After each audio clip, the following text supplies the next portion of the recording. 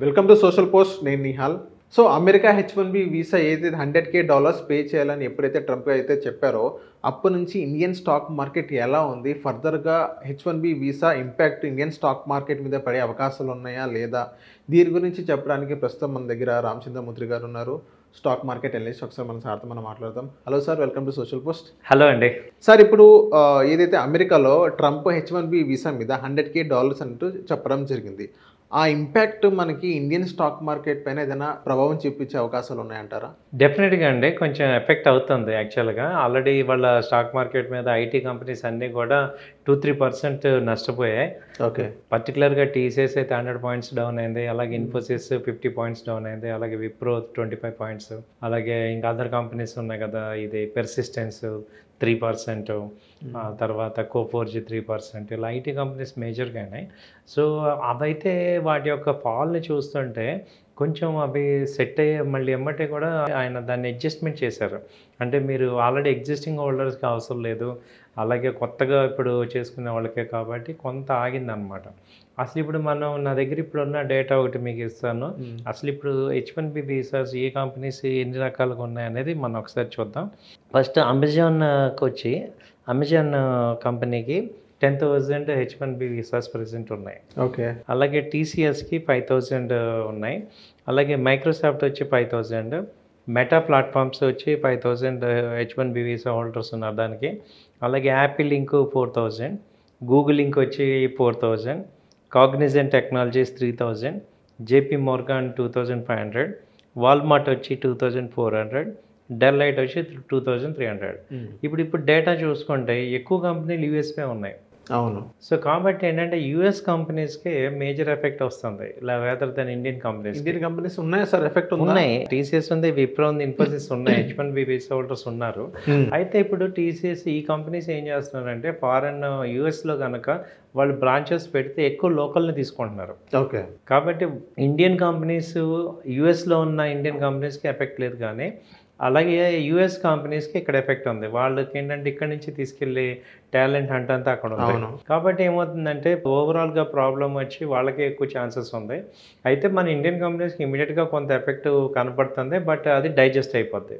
Okay. కాబట్టి ఇప్పుడు టెక్నికల్గా చూస్తే ఏమవుతుందంటే ఎఫెక్ట్ అన్నిటికీ కూడా ఇప్పుడు మనం ఏం చేస్తున్నామంటే ఇవాళ అమెరికా చేసే ప్రతి పనిని కూడా ఇండియన్స్ ఇమీడియట్ రెస్పాన్స్ అవ్వట్లేదు, డైజెస్ట్ చేసుకుంటున్నారు, looking for other alternatives.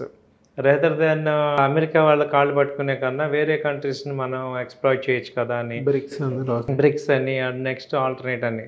So అంతకుముందు ఏంటంటే only America is the whole and sole source for our revenue or our career. ఇప్పుడు అదర్ ఆల్టర్నేటివ్స్ కూడా ఉన్నాయి కాబట్టి వాటిని ఎక్స్ప్లోర్ చేయటం లేదా సెల్ఫ్ రెసిలెంట్ ఫోకస్ చేయడం ద్వారా ఆ యొక్క ఏదైతే అమెరికన్ మార్కెట్ ఉందో దాన్ని డిస్కౌంట్ చేద్దామని చూస్తున్నారు. ఇది ఒక మంచి యూస్ఫుల్ పరిణామం. కాబట్టి ఏంటంటే మనకి టెంపరీ ఎఫెక్ట్ ఉంది, బట్ ఇట్ ఈస్ డిస్కౌంట్ అవుతుంది. ఓకే. ఎంత ఎఫెక్ట్ ఉంది సార్ టెంపరీ ఇప్పుడు ప్రెసెంట్? ఇప్పుడు మనకి చూసుకుంటే ఇప్పుడు స్టాక్స్ మీద ఎఫెక్ట్ చూసుకుంటే 5% నుంచి 10% మధ్యలో ఫాల్ అయ్యే ఛాన్స్ ఉంది. ఓకే. ఆ తర్వాత ఇంకా ఫాల్ అయ్యే ఛాన్స్ ఉంది. మ్యాక్సిమం 5-10% ఇది నార్మల్ కరెక్షన్ లాగా చూసుకోవచ్చు. Okay. So after that sustain అవుతుంది. బట్ మేము టెక్నికల్గా చెప్పాలంటే ఐటీ కంపెనీస్ అన్నీ కూడా మంత్లీ చార్ట్స్ పాజిటివ్ టర్న్ అయినాయి. ఓకే. సో వీక్లీ పాజిటివ్ ఉన్నాయి, మంత్లీ పాజిటివ్ ఉన్నాయి, కాబట్టి బై అండ్ డిప్స్ చేసుకోవచ్చు. ఓకే. టెక్నికల్గా అయితే బాగానే ఉన్నాయి. సార్, ఇప్పుడు నెక్స్ట్ ఏంటంటే ఇదే స్టాక్ మార్కెట్ పైన ఎవరైతే ఇప్పుడు ప్రజెంట్ ఇన్ఫోసిస్ కానీ, అమెజాన్ లిస్టెడ్ అయిన కంపెనీస్ కానీ, టీసీఎస్ కానీ, సో వాళ్ళ పరిస్థితి ఏంటి సార్ ఇప్పుడు? ఆ కంపెనీస్ ఆల్రెడీ ఇవేంటంటే ఇప్పుడు ఆల్రెడీ ఐటీ కంపెనీస్ అయితే ఇన్వెస్ట్ చేసిన ఇన్వెస్టర్స్ వాళ్ళ పరిస్థితి ఏంటంటే డౌన్ఫాల్ అయిన తర్వాత వాళ్ళు ఏంటంటే భయపడనక్కర్లేదు, వెయిట్ చేయొచ్చు. లాస్ట్ ఏంటంటే IT companies sector last 6 months నుంచి డౌన్ ఉంది. సో ఇప్పుడు రికవరీ బోటమ్ అవుట్ అయినాయి ఇవన్నీ. ఇంకా ఫర్దర్గా ఏ న్యూస్ వచ్చినా కానీ పెద్ద ఎఫెక్ట్, ఎందుకంటే ఆల్రెడీ బోటమ్ అవుట్ అయిపోయినాయి. కాబట్టి ఇక్కడ ఏంటంటే ఎక్కువ మంది ఇది తగ్గింది కాబట్టి బై అండ్ డిప్స్లో ఎక్కువ మంది ఇంట్రెస్ట్ చూపిస్తున్నారు. ఓకే. కాబట్టి ఈ కంపెనీస్ మళ్ళీ రివైవ్ అవుతాయి, సర్వే అవుతాయి. నెక్స్ట్ క్వార్టర్ రిజల్ట్స్ పాజిటివ్ బాగుంటాయి, బాగా రిజల్ట్స్ వస్తాయని చెప్తున్నారు. కాబట్టి రేట్లు మళ్ళీ పెరుగుతాయి. దీని ఒక 1 week 10 days ఇంపాక్టే.